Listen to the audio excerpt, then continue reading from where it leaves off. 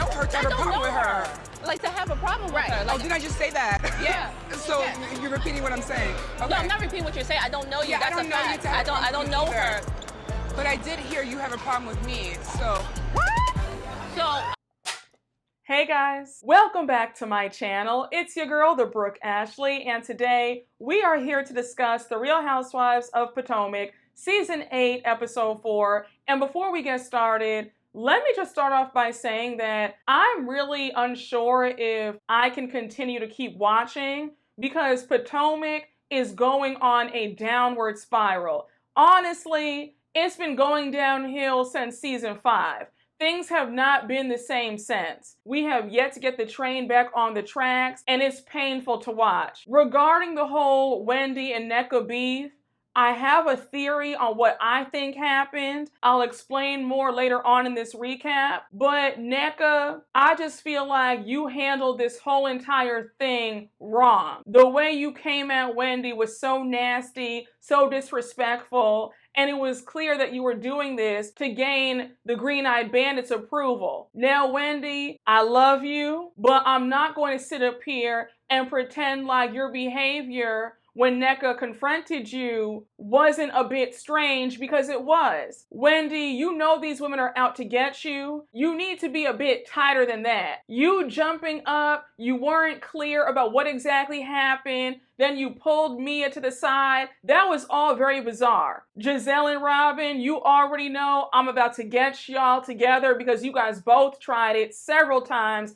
during this episode. And Miss Robyn Dixon, the absolute audacity and unmitigated gall to say that anybody deflects. All you've done since Season 1, Episode 1 is deflect and deny. But without further ado, let's just jump right on into it because you guys already know that we don't have a minute to spare. So we open up the episode with Nneka. She's picking up her husband from the airport. We find out that her husband Ike is in travel medicine, so he's gone a lot of the time. I think she says that he travels for work like twice a month, and then he has one whole week where he's home. And of course, we see Nneka going on about how she hopes that it's her ovulation week since he's back home, and she wants to get started on them having a baby, because we know that Nneka wants to have a child. And I said, now Nneka, I still haven't forgotten how you were chugging down your prenatal vitamins with champagne. I don't know how helpful that is, but if you like it, then so be it. So as they're on their way back home, we see Karen call Nneka, and Karen invites Nneka and her husband to pickleball. So she's like, I want you and your husband to come and join us. It's going to be fun. All the other women and their husbands are going to be there as well. So it'll be a great time. And of course, we see Karen in her confessional saying that she's the only one in this group who can bring the group together and bring some healing because they all need it. She says with Ashley and Candiace on the outs, Candiace and Gizelle on the outs, her and Robyn on the outs, and then Juan wandering around, they all need help. And I said, Karen, while that's lovely and sweet that you want to be peacemaker and bring everyone together, you know good and damn well that everybody on this cast cannot stand each other. This goes beyond petty drama. You have people attacking other people's marriages, saying these false allegations about somebody's husband, which cause them to lose jobs and opportunities. So for you to act like one pickleball game is going to bring everybody together, it's a bit delusional. And I want Karen to stop pretending like this group isn't beyond repair, because they are. Nobody likes each other, so who are you trying to fool? The only person who gets along with everybody in this group is Karen. And honestly, Karen, your pickleball event made things worse in this group, if I'm being honest. We see how much of a flop it was. So Nneka thanks Karen for the invitation. They get off the phone, and of course, Nneka brings up Wendy. She's like, now Karen said that all the women are going to be there, so I'm guessing that means that Wendy's going to be there too. She says that 2 weeks prior to Ashley's housewarming, Wendy's sister Ivy and her mom Susan called her husband's cousin Lebe up, and they started harassing her. So we see a flashback of her husband's cousin Lebe talking to Nneka on the phone, and Lebe saying how Ivy called her up about you're using Wendy's name and how it's clout chasing, how they don't like it, and some other stuff. So Nneka goes on to say that it looks like Wendy and her mom and her sister are all trying to block Nneka from joining into this group of friends. And now Nneka's husband says that instead of Wendy seeing you as a fellow Nigerian, she sees you as competition, trying to take her spot. Now, let me just stop right here. Here's my theory on what I believe happened between Wendy's mom and sister and Nneka's cousin-in-law. This is my opinion, my theory. I'm not saying that what I believe is the gospel truth. I'm just telling you what I believe happened, okay? So before anybody gets in those comments getting upset, once again, this is my theory on what I believe happened. Now, Nneka has said in the last episode and in this episode that this phone call happened prior to Ashley's housewarming, correct? Then that means that this phone call happened prior to filming. Stay with me, I'm gonna wrap this up in a nice neat bow and connect it all together. Since this happened prior to filming, right? Nneka might have been going around town saying that she knows Wendy in order to solidify her spot on the show. Remember, for new housewives or even friends of the show, a lot of times they'll even say that they had no idea that they were going to be on the show until maybe a day before filming starts, because a lot of times the newcomers, their spots are in question. Okay? So I think that Nneka might have been going around saying that she knew Wendy to secure her spot on the show. Wendy's family probably got word that Nneka was going around using Wendy's name, and maybe they were upset about it. And Wendy's mom and sister probably called up Nneka's cousin-in-law to say, hey, tell her to stop using Wendy's name. We don't really know her like that. And that's where the drama kicked off. Now, do I think that Wendy's mom said anything about shrines and putting hexes on people? No, I don't. But I do believe that a phone call was had prior to them picking up the cameras to film this season, and that's where the drama began. Again, my theory, I could be off, but I would not be surprised if Wendy's mom and sister felt like, here's this newcomer trying to use our daughter and our sister's name as a way to get on the show. Again, y'all, I could be way off base, but I do believe that there was a phone call, something happened, some wires got crossed, and that's why Nneka feels salty. I saw some people on Twitter with theories saying that they believe that Wendy's mom got word of the whole Osu article and she probably called up Nneka's family then to curse them out. But remember, the timeline of events is that this phone call happened prior to filming, prior to Ashley's housewarming. So that couldn't be the case, because that whole Osu article with Ashley saying that didn't happen until they started filming the show. Again, who knows what the truth is, but I do believe that Wendy's mom and sister called to say, hey, stop using Wendy's name, or, stop saying X, Y, and Z. But I think that Nneka is going about this the wrong way and putting some extra sauce on the story. I think it's really sad that Nneka and her husband are trying to act like Wendy wants to be the only Nigerian on this cast. They're making it seem like she is trying to X Nneka out because of that. Personally, I don't think that Wendy is that kind of person where she wants to be the only one. I hope she's not that type of person. So again, I think that Nneka is just trying to say anything to make Wendy look bad. So now Nneka brings up how all the husbands are going to be there too. And then she makes a joke saying that Ike's college pal Eddie's going to be there. So now we learn that Wendy's husband Eddie and Nneka's husband Ike went to the same college. They both went to, I think she said, the University of Maryland, College Park.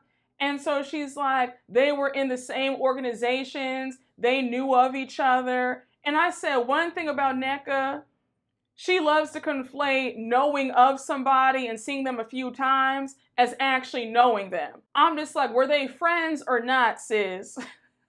Just because Eddie and Ike went to the same college during the same time doesn't mean that they were good friends and knew each other. They probably saw each other a few times on campus, and that was that. So Nneka brings up the fact that Eddie and her husband Ike were Facebook friends, and then a few weeks ago when all the drama hit with his mother-in-law, all of a sudden Eddie unfollowed Ike. So she's like, can you believe that he unfollowed you from Facebook? Ike's like, look, that's crazy. Then he goes on to say that when they go to pickleball, he's going to feel out Eddie's energy. Then he goes on to ask if he should bring up the fact that Eddie unfriended him. And she's like, no, babe, absolutely not. And then Nneka making that comment about how it seems like Wendy wears the pants and the skirt in that relationship. I'm just like, girl, you're just so hateful. Also, Nneka, in the grand scheme of things, is it really that big of a deal that Eddie unfriended your husband on Facebook? Who even goes on Facebook like that? Let's be so serious. If somebody unfriends you or blocks you, block them back. Unfriend them, unfollow them. Now, when we jump on over to Gizelle and Robyn,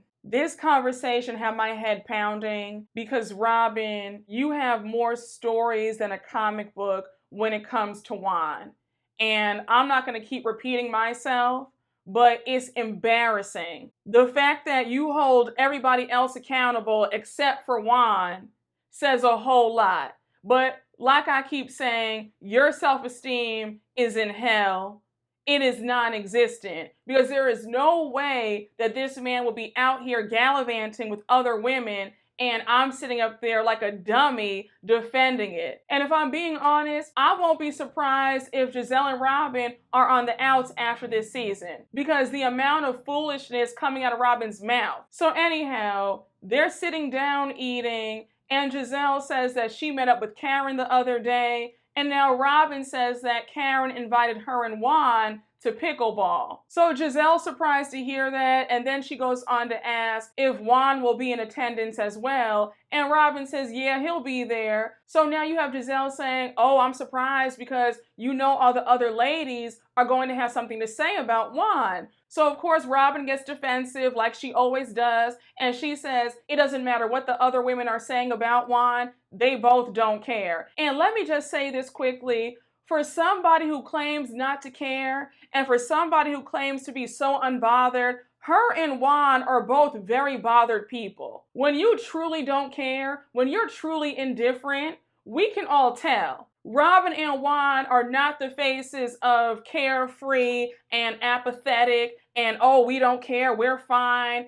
Like, no, y'all are very pressed and upset about what everybody's saying about you because Juan knows he's out there cheating and you know it too, and you're just embarrassed that the whole world is calling you a dummy for still staying with the man who's made it clear that he does not want you. But again, I digress. So now Gizelle says, look, I want to bring up the other night between me and Juan, and we find out that a few nights ago, Gizelle and Robyn were in Atlanta for their Reasonably Shady live show. Juan was there, and when they had a free moment, Juan pulled Gizelle to the side, and he damn near told her off about what's going on. He didn't appreciate what she had to say to Robyn about their relationship. So Gizelle tells Robyn that Juan yelled at her. One thing about Robyn, that woman is going to stand by her man. Talk about a ride or die. She's talking about, oh, you're saying that Juan yelled at you? He didn't yell at you. It's just that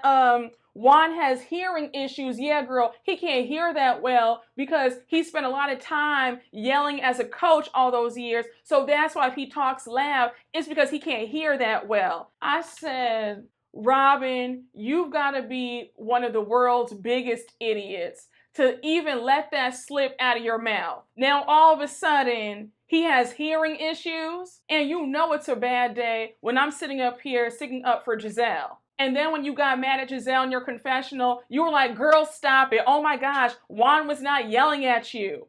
And I just said, Robyn, you really need help. Honestly, Robyn, you're a lost cause. The fact that you want to get mad at everybody else except Juan is very sad. So Robyn says, look, at the end of the day, Juan's story isn't changing. He said what he said. It is what it is. So let's just move on. Robyn looks so crazy taking up for this man who was out here making a fool out of her. So now Robyn changes gears in the conversation and she's like, girl, let me tell you, but actually, I shouldn't even be telling you this because I swore that I wouldn't say anything. So already Gizelle is chomping at the bit because one thing about it, Gizelle loves other people's mess without giving us her mess. And how she stayed on this show so long is beyond me because I don't know how you can coast season to season to season, destroying other people's lives and marriages, but withholding your information. So anyhow, Gizelle's like, well, girl, what is it? Spill the tea. So Robyn's like, girl, when I tell you this is the craziest story I've ever heard.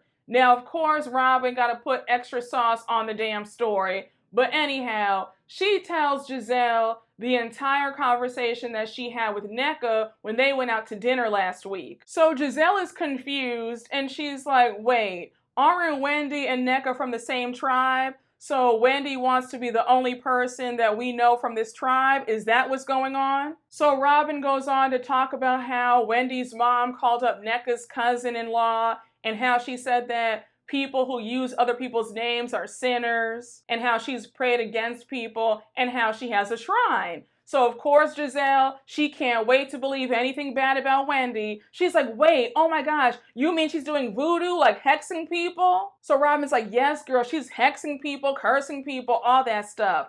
So now you have Gizelle in her confessional, and she's like, look, I used to be married to a pastor, and shrines and voodoo are nothing to play with, and I want no parts of that. And I said, yeah, girl, we remember you were married to a cheating pastor. And on top of that, sis, I can only imagine what kind of first lady you were. I doubt you were warm and welcoming. You were probably so mean and nasty to folks. So I just said, yeah, all that talk about, oh, I was married to a pastor. Girl, we don't care. So now we have Gizelle going on about how she can't believe this. She hopes it's not true. And then she says, because that's evil. And I said, oh, we want to talk about evil? We can talk about evil. Because Gizelle, the way you've been evil to many people on this cast, you have a track record. Let's not talk about how you've lied on people's husbands. Don't do that. Don't.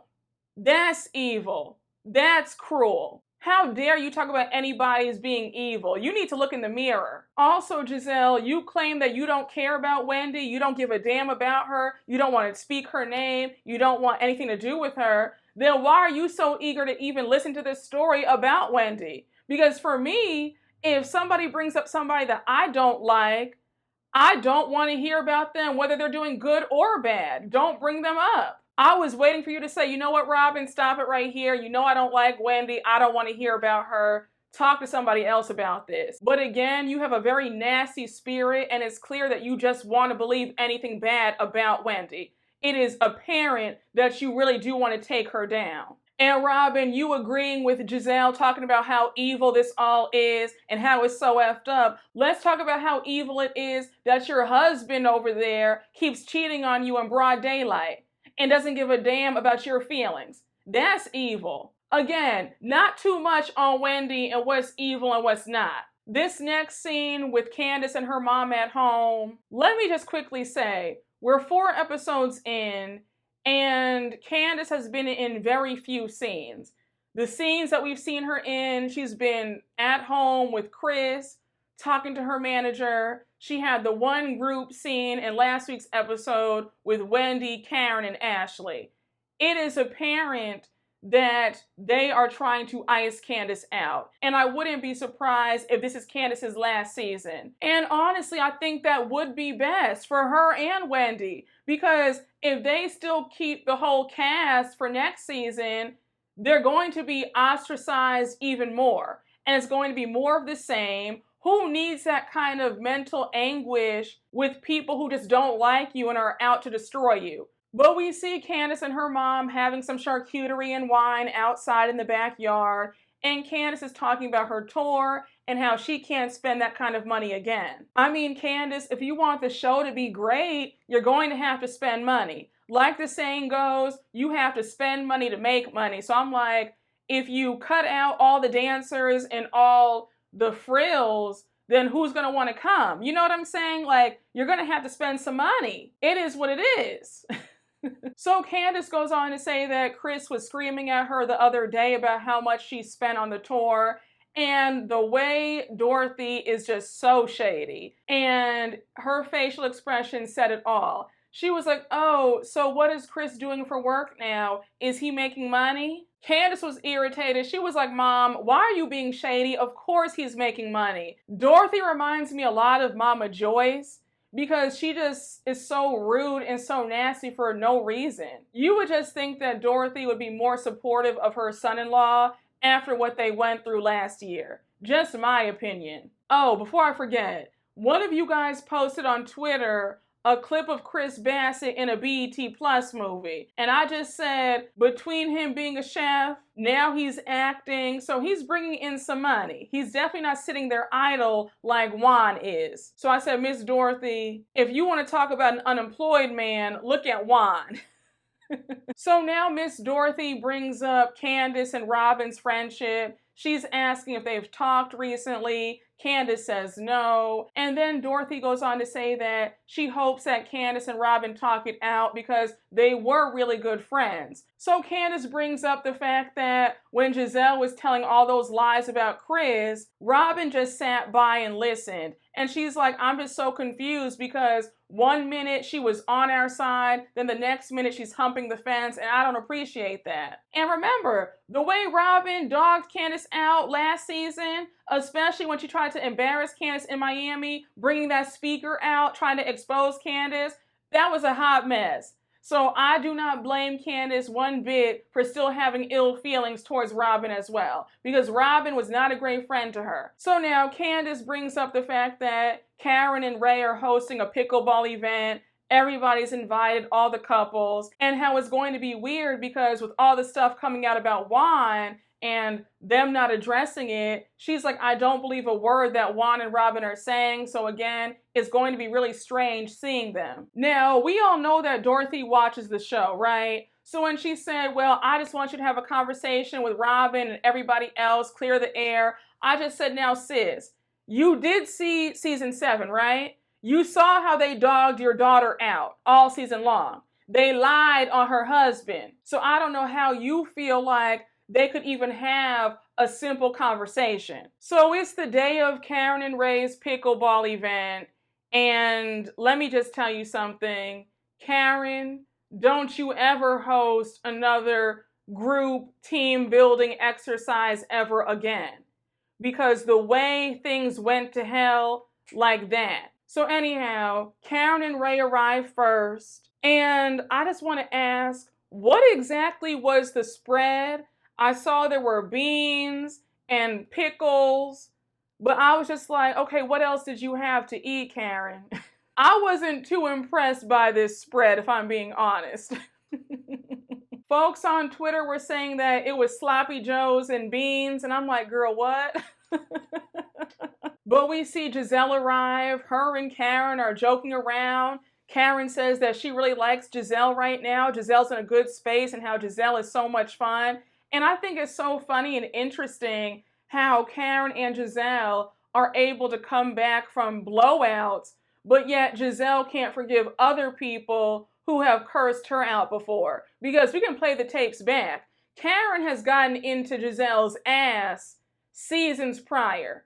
Remember when Karen said that she went to Sing Sing, how she had a hot box and she was a slut, she was a whore at Hampton University? And those aren't great things to say to somebody. But it's so funny how Gizelle can forgive that being said to her, but she can't get over when Wendy and Candiace clap back. But I've always had a lot of thoughts about Karen and Gizelle's frenemy status because they really go low, they go for the jugular, but then the next minute they're all hugged up on each other saying how much they love each other. But I love the fact that Karen does not let up on Gizelle. When she was asking where her new man is, she was like, okay, so where's Jason? Is he coming today? And Gizelle was like, oh no, Cal is coming. And we all know that Cal is her hairstylist. But I just said, every time Gizelle has a new man, nobody ever sees him. And I really screamed because when they played those flashbacks of the reunion, when Karen was like, is Jamal coming? Of course not. And the way I get my life, and every time Alexander Rogers says that, I scream so loudly.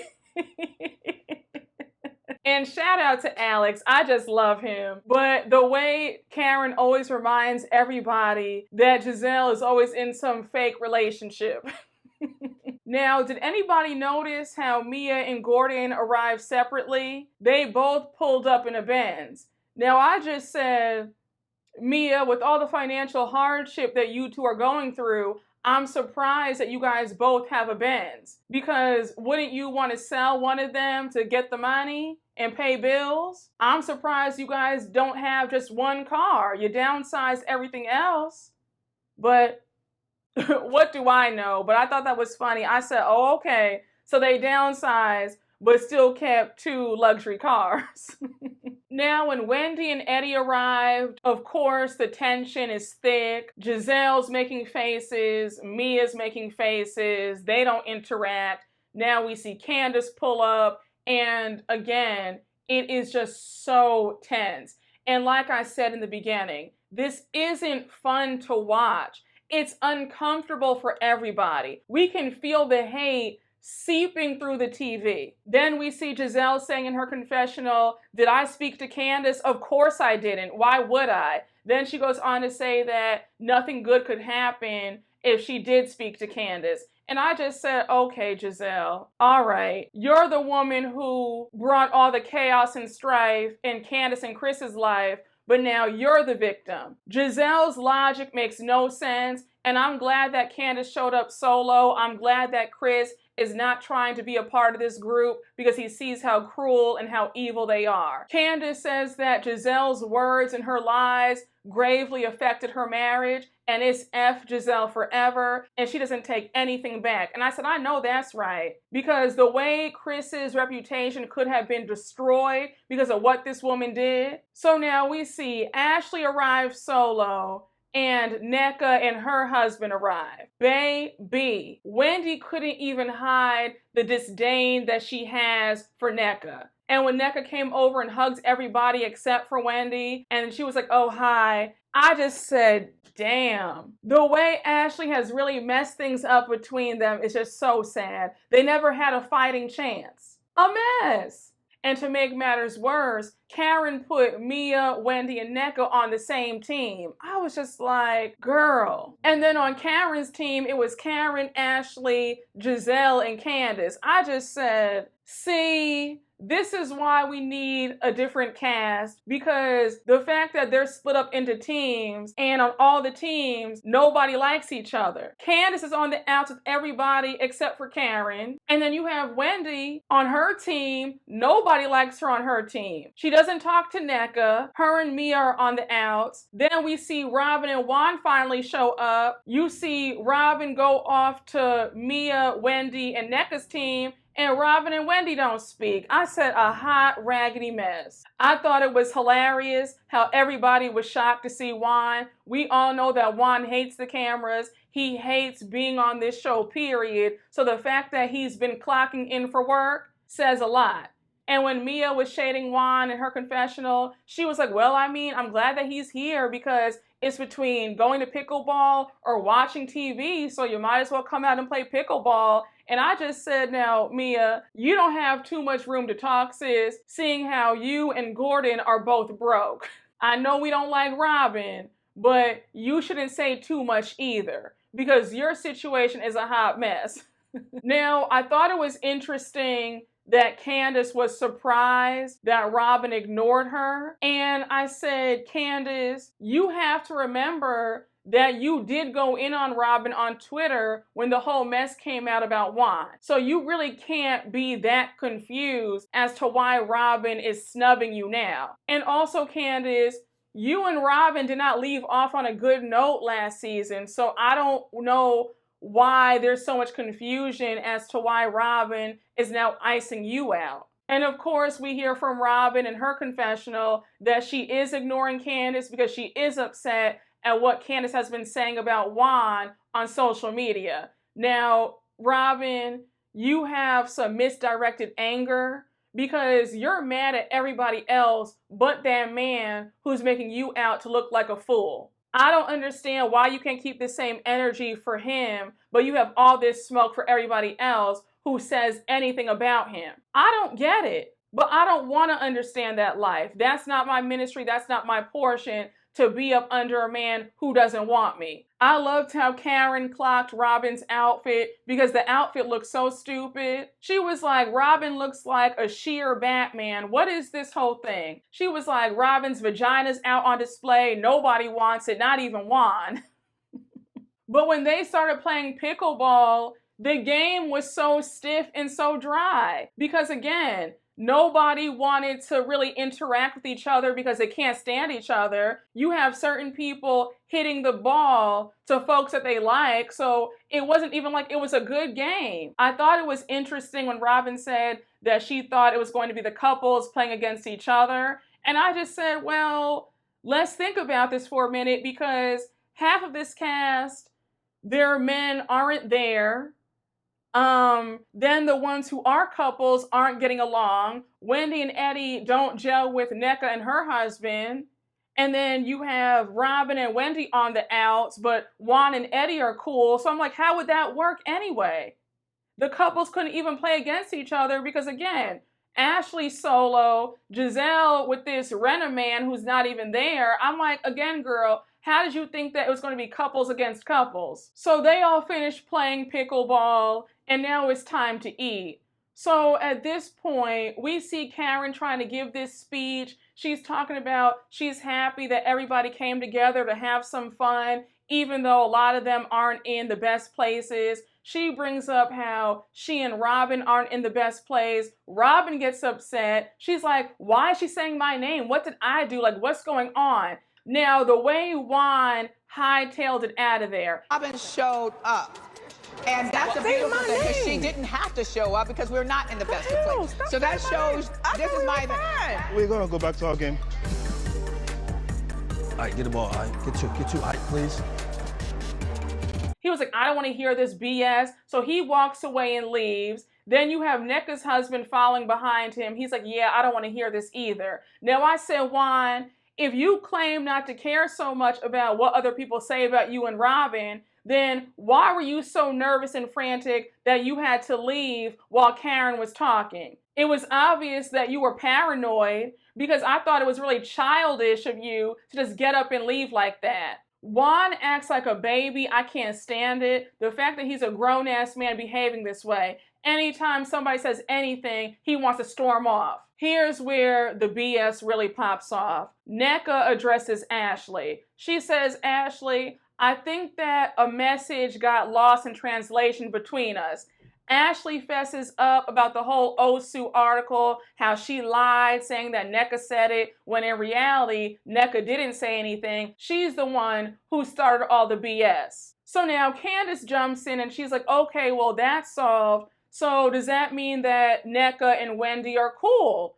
So Wendy and Nneka are both kind of shocked by the question. And Nneka's like, I don't know her to have a problem with her. And Wendy says the same thing. Now, Nneka, you were doing way too much. There was no reason for you to say, oh my gosh, you're copying me. I just said that. Why are you saying the same thing as me? And Wendy was like, I'm not copying you. I'm just reiterating that, yeah, I don't know you either. So now Nneka says, well, I did hear that you do have a problem with me. And Wendy says, again, how do I have an issue with you when I don't know you? So Nneka says, well, I'm very aware of the phone call that your mom made to my cousin-in-law saying that she's going to submit my name to shrines along with my other in-laws. So Wendy's really confused. She's like, wait, what? She's like, I never called you. So Nneka's like, no, your mom did. So Wendy's like, no, you just said that I called you as well. So Nneka's like, girl, your mom called my cousin Leve, who's also friends with your sister Ivy, and your sister called me as well.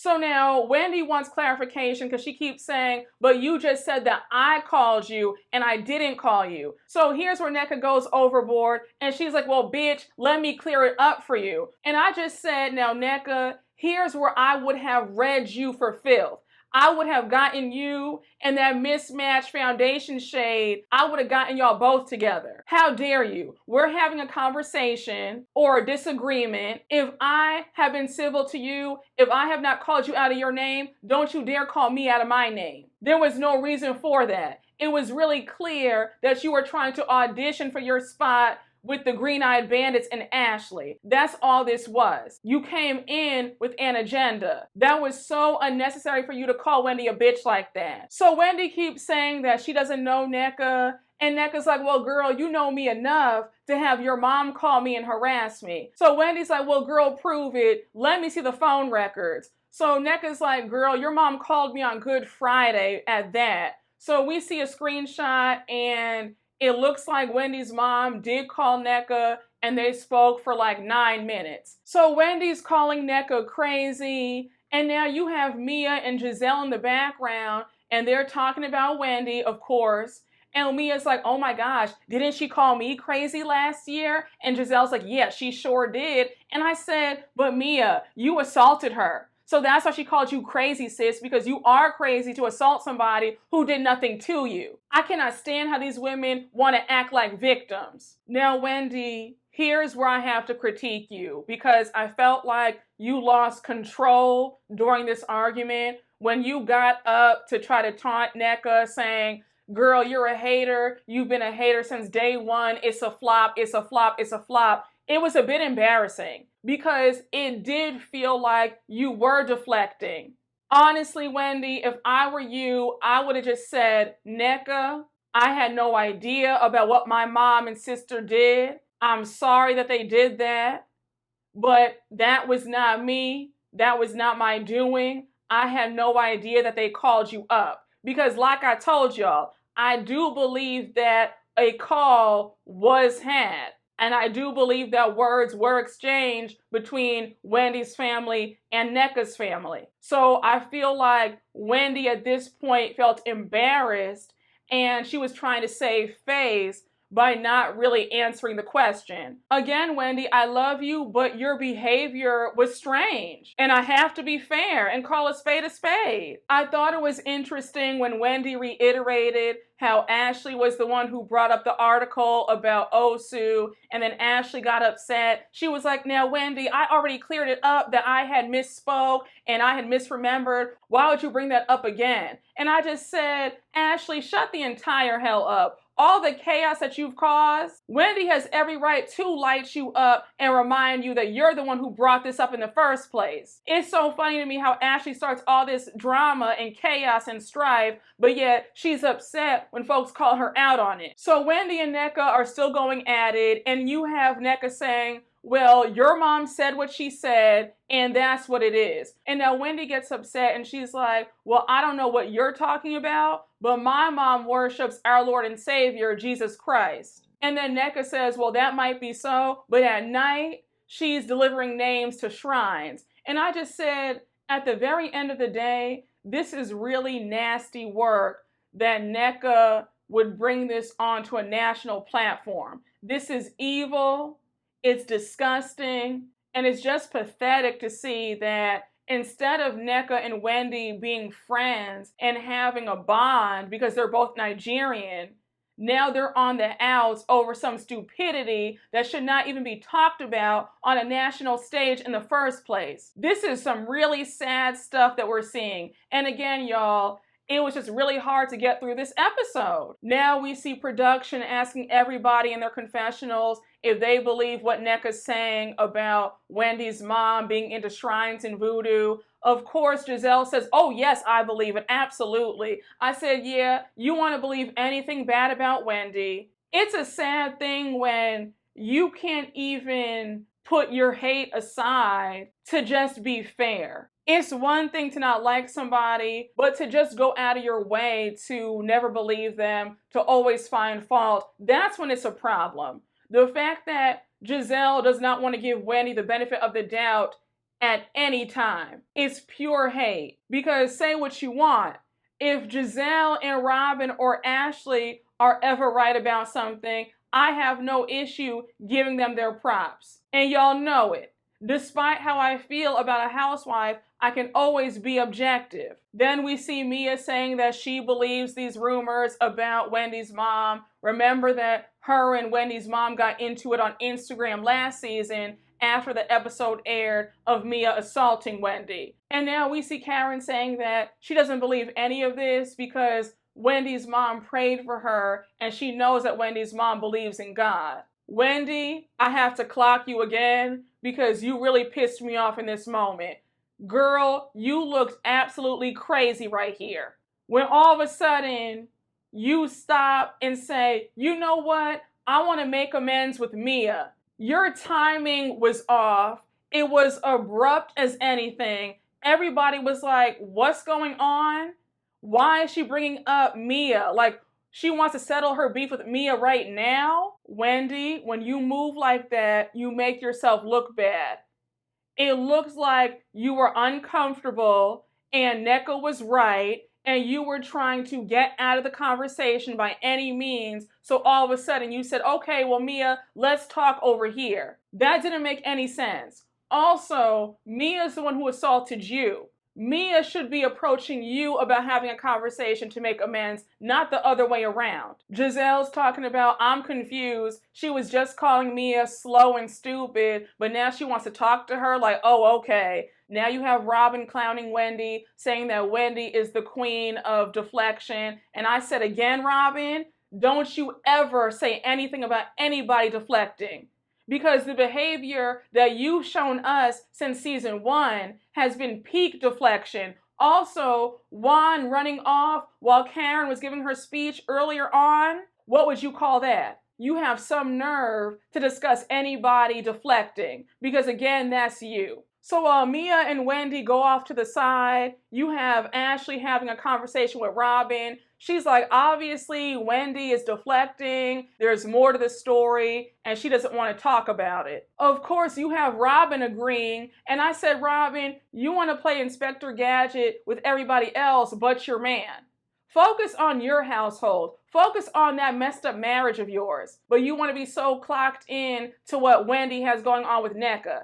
You don't even like Wendy, so why do you care so much? Then we see Gizelle talking to her hairstylist, Cal, and Cal says that he believes Nneka, and Gizelle says, yeah, I do too. We flip back to Mia and Wendy trying to have a conversation. Wendy, I'ma just clock you again because this conversation between you and Mia at this time made no sense. It was clear that you were nervous.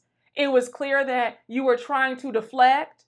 Because you couldn't even get the words out when you were talking to Mia. You were like, oh, well, Mia, you've never called me anything. And you're like, oh, wait, actually you did. And then you also threw a drink in my face. And then you're like, well, we can coexist and be good, right? Like, we can be cool. And I'm just like, is everything all right? Mia should be apologizing to you. What is this conversation? Again, Wendy, you do look funny in the light when you do things like this. That whole side conversation with Mia was the wrong move because you made yourself look guilty to everybody at that table. And again, when you know that you have people out to get you, you cannot have any slip-ups. Now, Mia, you told me at BravoCon that you do apologize to Wendy and you guys have an actual conversation about what you did to her last season.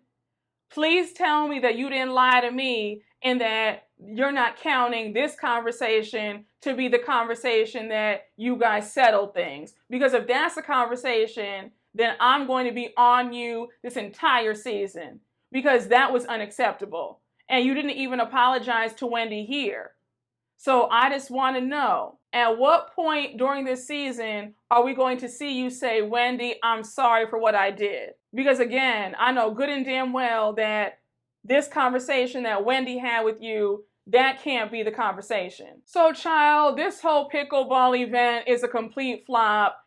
At one point, everybody's talking and we see Juan playing pickleball. I think he was playing with Eddie. So he accidentally bumped into the fence and the food was propped up by the fence. So when he bumped into the fence, the food fell. So now you have everybody screaming. Candiace is joking around that the demons are coming for them. And I just said, child, I would have left. I would have said, you know what? Let me just pack my things up and go.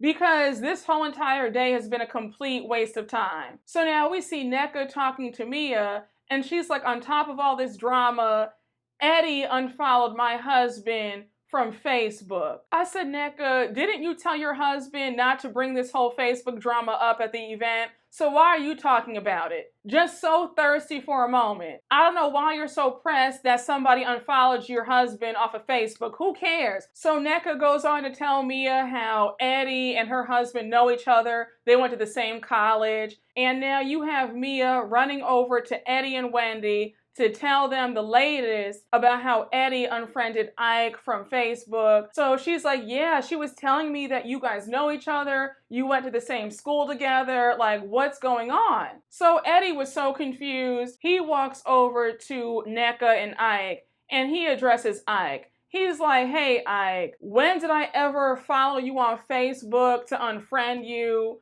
I'm just meeting you today. Ike was doing way too much. He was like, let me address this. Let me address this. Oh, so you don't know me? You don't know me? Really? And I just said, oh my gosh, for the love of God, can everybody just get honest that they've met each other before in passing and call it a day? Eddie keeps repeating that he just met Ike today. I get the impression that Wendy probably went on Eddie's profile and unfriended Ike. And Eddie probably had no idea, and that's why he seemed so confused about the whole ordeal. But I thought that Ike was being so rude, talking about say it with your chest, be a man. It's just like, that's not needed. So now you have Wendy stepping in, and then Nneka's like, girl, back up out of my husband's face. Let the men be men. Let the men talk it out. I was just like, Nneka, girl, Nneka is exhausting. She's very unlikable. Very. So Wendy's like, look, babe, don't give them a moment. He obviously wants a moment. They both do. Let's just walk away. And of course, you have Gizelle being all nasty, talking about, oh yeah, you see Eddie? Of course he doesn't want that smoke with Ike.